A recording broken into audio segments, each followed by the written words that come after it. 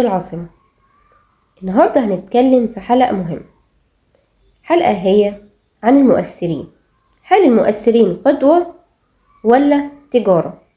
بعد ما اتكلمنا في الحلقات اللي فاتت عن السوشيال ميديا، واحد طبعا عنده قدوة في حياته، بس لازم ياخد القدوة دي في حاجة بتعلمك، في حاجة بتخليك تتقدم، مش حاجة تافهة.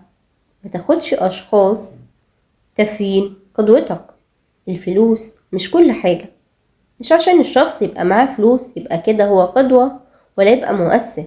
لا طبعا، القدوة يعني بيديك علم، يعني بينفعك، يعني بيحل مشاكلك.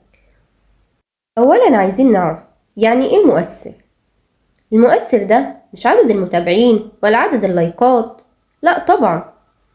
المؤثر الحقيقي هو اللي بيغير فكرة أو بيغير سلوك عندك، مش بعدد اللايكات ولا بعدد المتابعين اللي عنده، لا طبعا، بعدد الشيء اللي انت استفدت منه واللي هو افادك بيه. بس دلوقتي للأسف الميزان اتقلب، والصوت الأعلى مش الصوت الأصدق هو دلوقتي اللي بقى ماشي. التأثير الإيجابي والتجاري، في مؤثرين بيقدموا قيمة، وعي، علم ورسالة، ودي المفروض إن المؤثر يقدمه عشان يبقى قدوة. علم، رسالة، وعي.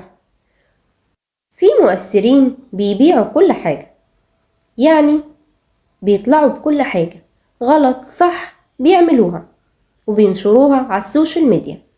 سبب ايه؟ عشان اللايكات، عشان الترند، بس كده. لكن هما ما عندهمش هدف، ما عندهمش حاجة يفيدوا بيها الناس. مفروض المؤثر بيقدم حاجة يفيد الناس، مش يقدم حاجة تافهة وحاجة المهم ان هو تجيب له لايكات او ترند بس كده. لكن القدوة الحقيقي هو اللي بيدينا وعي وبيدينا علم وبيقدم لنا رسالة، والرسالة دي بتبقى هادفة. خطورة القدوة المزيفة: لما شخص يبقى قدوة وهو مش مؤهل، التأثير بيبقى خطر. التأثير بيبقى خطر، تصحيح بلا علم، آراء بلا مسؤولية، وطبعا بتيجي معاه كده والسلام. يعني بيبقى محتاج هو لايكات وترند فقط، ان هو مش عايز يبقى قدوة اصلا، هو طالع يقول كلمتين وخلاص وهينتهي بعد كده. القدوة مسؤولية، مش شهر او سنة او يومين. القدوة مسؤولية. دكتور إبراهيم الفقي رحمة الله عليه هو حاليا انتقل للعالم التاني، وطبعا احنا لغاية دلوقتي فاكرينه وبنحضر كمان محاضرات كتير ليه وبنحضر كمان فيديوهات كتير ليه، رغم انه هو انتقل لعالم تاني. بس طبعا عشان هو قدوتنا، وقبل ما يرحل للعالم التاني وجه رسالة لينا كلنا، وجه رسالة للجميع وللجمهور، إن القدوة بتعيش أطول من العمر. هي فعلا بتعيش أطول من العمر، لأن دكتور إبراهيم الفقي رحل لعالم آخر، بس هو بيتذكر دايما في كل حاجة على السوشيال ميديا. في كل الصفحات لازم دكتور إبراهيم الفقي بيبقى موجود، بينصحنا، بيدينا حاجة تدفعنا لقدام، بيدينا نصايح دايما. أنا دايما بسمع فيديوهاته، أنا دايما بسمع حاجات كتير ليه؟ لأن هو قدوة، هو بيدي علم، بيدينا وعي، هو بيدينا رسالة.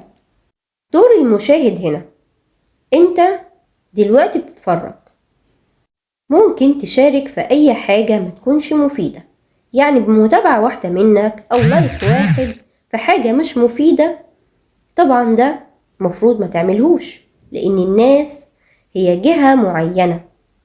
الناس بتعمل لايكات وبتعمل متابعة لناس بتكون محتوياتها غير هادفة، محتوياتها ما عندهاش محتوى أصلا.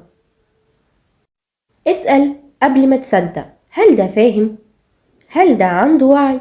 هل عنده علم؟ هل عنده رسالة بيوجهها ولا لأ؟ قبل ما تحط لايك ومتابعة وينتشر الفيديو ويبقى ترند، ولا شخص مشهور وخلاص. طبعا الناس هي اللي بإيديها ترفع الحاجة الكويسة، وبإيديها كمان ترفع الحاجة الوحشة. كل مؤثر قدوة، ومش كل مشهور يبقى قدوة برضه. اختار مين اللي هتسمعه، القدوة الحقيقي ولا القدوة المزيفة. إلى اللقاء، كانت معكم أماني منتصر، انتظرونا في الحلقة القادمة.